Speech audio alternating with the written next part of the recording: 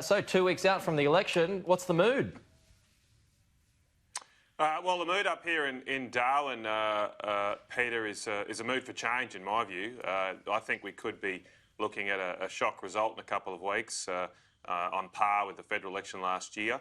The Labor government here has a large majority. Indeed, the CLP only has 2 of 25 seats. The Country Liberal Party is the Liberal National alternative here in Northern Territory. But I've been out door knocking the last few days here in the NT, and really the Northern Territory had the economic slump before the coronavirus. This is the only jurisdiction in the country that's lost people in the last 4 years. There's a lower population today than there was 4 years ago. Jobs have been going down. People's property prices are going down. Crime's through the roof. I was through so many suburbs where people are buying dogs, big fences, just to try and keep people out. And, I just think there's a bit of a mood here. The Gunner government here is trying to hide all their inadequacies under a coronavirus blanket. But I think people are seeing through that. You weren't at the Darwin Cup yesterday, were you, by any chance? Yeah, I was, mate, for a couple of hours. I was there in the afternoon. I got 5 kids, mate, so I try not to punt because I can't afford to lose money. So, well, I saw Matt Canavan. He was there yesterday and showed some pictures of some quite rowdy Territorians. I wasn't sure whether to be looking for you or not. No, I was well behaved, but right. They don't really do social distancing up here at the moment, but luckily they don't have cases, so that's good. Yep. Hopefully that can stay that way. OK, well, just on that, I mean, Uluru's been in the news this morning. It's closed, Uluru, to tourists after a plane load of people came from Queensland, from a Brisbane hotspot. What's your view on that? Look, you can understand the concern of the Indigenous community there. As I say, it is a different universe here at the moment because they don't have the corona-free, and I can understand why people want to keep it that way, particularly in vulnerable Indigenous communities. We've seen lapses from governments in the last few months in quarantine and travel restrictions. So, look, I all power to local communities looking to take charge of their future because you can't always rely on a distant government to do that for you. Uluru's right down in the bottom corner of this large place called the Northern Territory. So, I got no problem with them trying to take charge of their community. Well, it's interesting that you talk about, exemptions and whatnot. I mean, Anastasia Palaszczuk, the Queensland Premier, she wants to overturn those exemptions that are in place for diplomats. Is that something that you agree with? Look, I do agree with the Premier here. I don't know if blanket exemption's the right way to go. There'll always be special cases. There'll always be cases where essential national security or important work needs to be done and exemption granted under strict conditions. But in this case, it seems like it was a security contractor who sort of slipped in under a blanket exemption. So I think those kind of blanket exemptions should be removed. There's a blanket exemption for members of parliament. I don't think that should be there. Again, there'll be circumstances where, say, the treasurer or important business from our ministers needs to have some sort of exemption under control. But, we saw with Danny Minogue, we saw with others that Australians think that everybody should be treated equally, and that should go for politicians, for diplomats, unless they have a really, really good reason. What about Shane Warne getting one on the way out, on the way to London? Yeah, well, that's a matter for the British government, obviously. Yeah.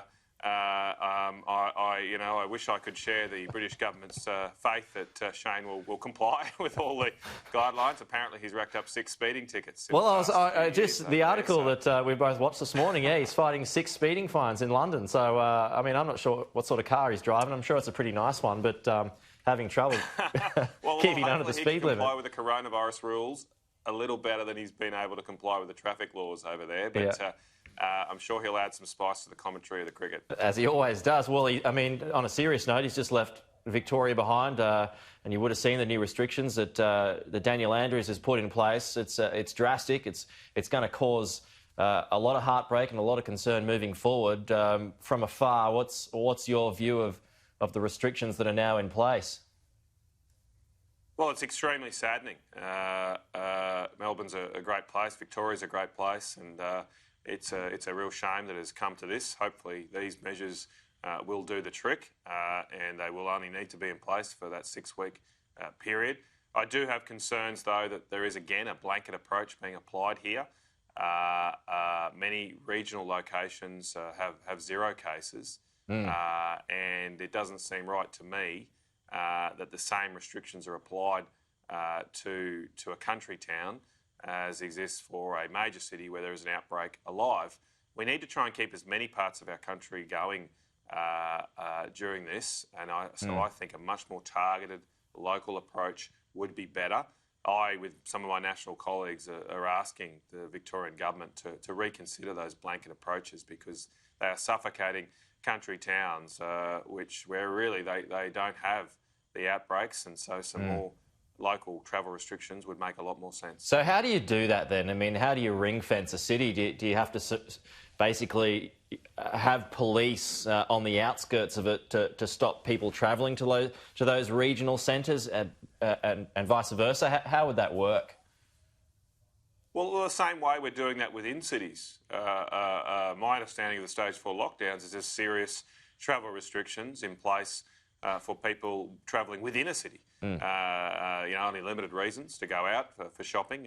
You can only go out, I believe, as one person to do that shopping.